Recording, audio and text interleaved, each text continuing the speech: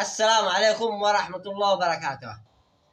يا جماعة الخير، أنا قبل يومين قدام يومين تكلمت على قضية سمية العاصي، مدري سمية العاظم، المهم هذه سمية، المهم الحرمة الذي قتلت مرة مع طفلها الذي داخل بطنها.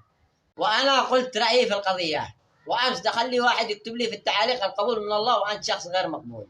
يا ابن الناس، أنت هكذا تغلط على نفسك. أنا ما أجيت أتقدم من عندكم ولا أجيت أخطب أختك لما تقول لي إن أنا شخص غير مقبول. أنا تكلمت في قضية سمية العاصي هذه، مدير سمية العاصي هذه، وقلت رأيي في القضية. الكلام هذا قوله لشخص أجي يتقدم من عندكم، يشتي يخطب أختك ولا يشتي يخطب بنتك. لا تجي تكتب الكلام هذا في صفحتي يا هين يا ابن الهين. أنا شاهينك وشاهين كرامتك وسبسحبك الأرض. كلامي ما عجبكش انقلع يا أخي، لا تخص صفحتي.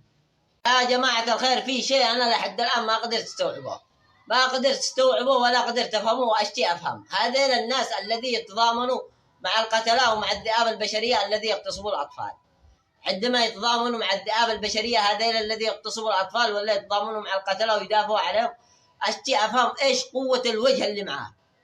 أشتي أفهم قوة الوجه الذي معاه كيف قوته عندما يواجه قضية مثل هذه، قضية ما تشرفش. بإيش يسكروا هذيلا؟ إيش الشيء الذي يشربوا بلاعة؟ يشربوا بلاعة علشان يواجهوا قضية مثل هذه ويدافعوا عن المجرم، قاتل ولا اغتصب طفل ولا اغتصب طفلة.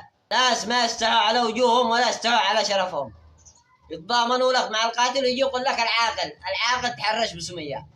قلدكم الله يا جماعة الخير، هذا وجه واحد يتحرش به؟ خلوا احنا مع الحق. هذه صورة واحد يتحرش بها. لا تقولوش ان انا مع العاقل، اقسم بالله العظيم ما انا مع العاقل هذا ولا نعرفه ولا نداري منه هذا العاقل. ان شاء الله يحتبسوا سمية العاصي هذه وينزلوا الاثنين اعدام. انا ايش دخل عر امي؟ انا الشيء الوحيد الذي اشتي افهمه واشتي اعرفه، العاقل يوم ما تحرش بسمية العاصي هذه ايش كان شارب؟ ايش كان شارب؟ قاز مازوت، شرب مازوت لما اجاله عمى في الالوان ما عاد قدرش يميز، ولا اكيد في عليه نذر، في عليه نذر وما وفش بالنذر هذا وربي عاقبه، هباله بعد نظر ما عاد خلاه يصطدم. ولا هذه منو يتحرش بها؟ هذه ما يتحرش بها الا واحد تكون امه توحمت به بجنيه، تكون امه توحمت به بجنيه ولا امه تكرهه موت. كل يوم تدعي عليه تقول له الله يجعل لك مصيبه ما تتخارج منها طول عمرك، الله يجعل لك مصيبه الغافلين. هي هذه سمية العاصي مصيبه الغافلين. هذه سمية العاصي لو حصلها وانا لحالي شاخاف، لو حصلها وانا لوحدي شفتجر، شجلس اقرا ايات الكرسي والمعوذات وش اقرا اذكار الصباح واذكار المساء وشجلس استغفر شجلس اسبح.